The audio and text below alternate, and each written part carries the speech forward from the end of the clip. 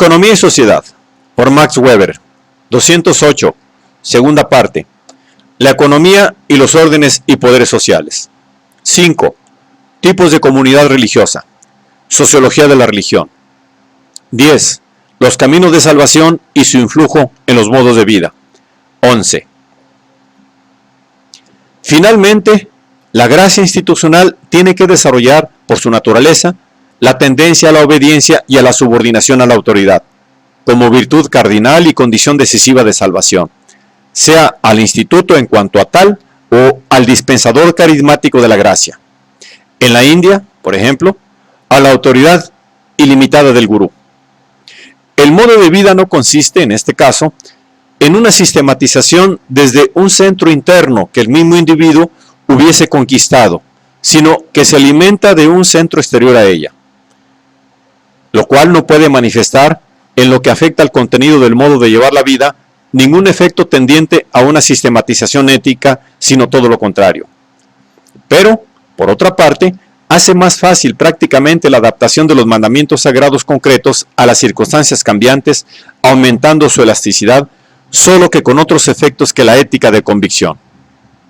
Tenemos un ejemplo en el siglo XIX, en la Iglesia Católica, por lo que hace a la prohibición de la usura.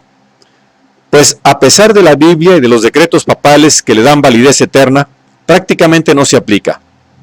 Lo que ha ocurrido no en una forma abierta de derogación, imposible, sino en virtud de una simple indicación del Santo Oficio a los padres confesores en el sentido de que, en caso de contravención del precepto de prohibición de la usura, no debía investigarse más en el confesionario y se conseguiría la absolución, supuesta, sin embargo, la certeza de que el penitente, caso de que el Papa impusiera de nuevo los antiguos principios, aceptaría obediente tal decisión. En Francia, el clero se agitó en ocasiones para que se diera un tratamiento semejante al sistema de los 2 hijos. El valor religioso último no es ni el contenido ético concreto de la obligación, ni tampoco la calificación de virtuosidad ética alcanzada metódicamente por sí mismo, sino la pura obediencia al instituto. Formal humildad de obediencia es el único principio que, en el caso de realización consecuente de la gracia institucional, abraza unitariamente el modo de vida y que por su acción es afín a la mística con el desgarramiento específico del piadoso. La sentencia de Malincrot, la libertad del católico consiste en tener que obedecer al Papa, es a este respecto de validez universal.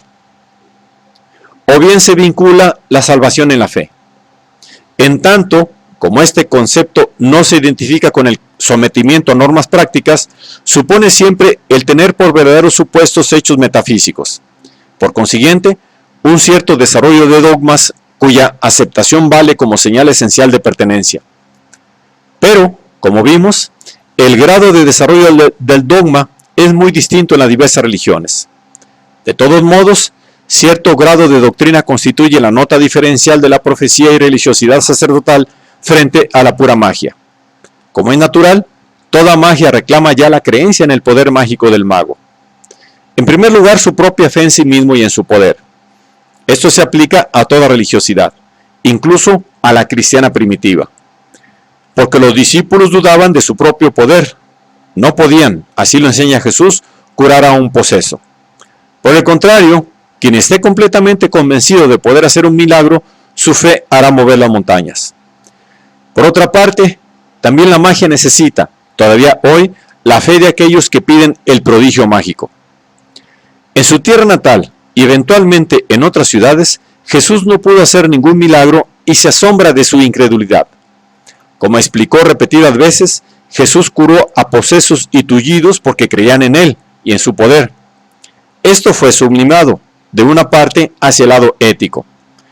Porque la adúltera cree en su poder de perdonar los pecados, puede él perdonárselos. Por otra parte, empero, y de eso se trata aquí en primer término, se desarrolló la creencia en la verdad de principios comprendidos intelectualmente, que son producto de reflexión intelectual. La religión de Confucio, que nada sabe de dogmas, no constituye, precisamente por eso, ninguna ética de salvación. El antiguo islamismo y el antiguo judaísmo no establecieron ninguna exigencia propiamente dogmática, sino que solo podían, como la religión primitiva en general, la fe en el poder, sino que solo pedían, como la religión primitiva en general, la fe en el poder, y por consiguiente la existencia del propio y ahora único Dios y en la misión de sus profetas. Como son, sin embargo, religiones bíblicas, consideran los libros sagrados como inspirados. En el Islam, incluso obra de Dios, y su contenido como verdadero. Pero además de narraciones cosmogónicas, mitológicas e históricas, contiene la ley y las profecías. El Corán, preceptos esencialmente prácticos y no exigen ningún conocimiento intelectual de ninguna clase. Solo las religiones no proféticas conocen la fe como un mero saber sagrado. En ellas la clase sacerdotal es, como los magos, custodia del saber cosmogónico y mitológico y, como rapsodas sagrados, también de las leyendas heroicas. Las éticas védica y confuciana vinculan la plena calificación ética a la formación letrada transmitida en forma escolar, lo que ampliamente se identifica con un mero saber memorista. La exigencia de un comprender intelectual lleva ya a formas de salvación filosófica o gnóstica. Con esto se ha creado un abismo enorme entre el intelectual plenamente calificado y las masas. Pero no tenemos todavía una dogmática propiamente oficial, solo opiniones filosóficas que valen más o menos ortodoxamente, como el ortodoxo Vedanta y el heterodoxo Sankhya en el hinduismo. Frente a esto tenemos que las iglesias cristianas, con la penetración creciente del intelectualismo y la necesidad de hacerle frente, desarrollaron en grado incomparable dogmas racionales y oficiales, una fe de teólogos. La exigencia de un saber, comprensión y creencia universales de estos dogmas es prácticamente irrealizable. Se nos hace hoy difícil imaginarnos que el complicado contenido de la epístola a los romanos haya sido asimilado intelectualmente por parte de una congregación de pequeños burgueses, predominantemente, como parece que fue el caso.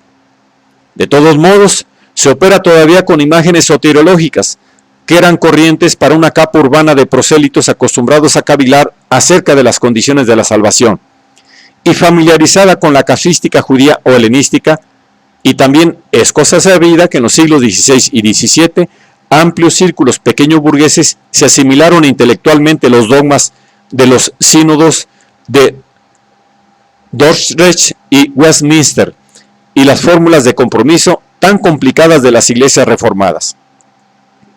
Pero en circunstancias normales, tal exigencia es impracticable en religiones congregacionales, a no ser con la consecuencia de excluir de la salvación a todos los que no forman parte de los conocedores filosóficos, gnósticos. Así se excluyen los ilícos y los psíquicos, no iluminados místicamente, o por lo menos delimitar la participación de los no intelectuales piadosos, písticos, a una beatitud de grado inferior, como ocurre en la gnosis y en las religiones de intelectuales de la India.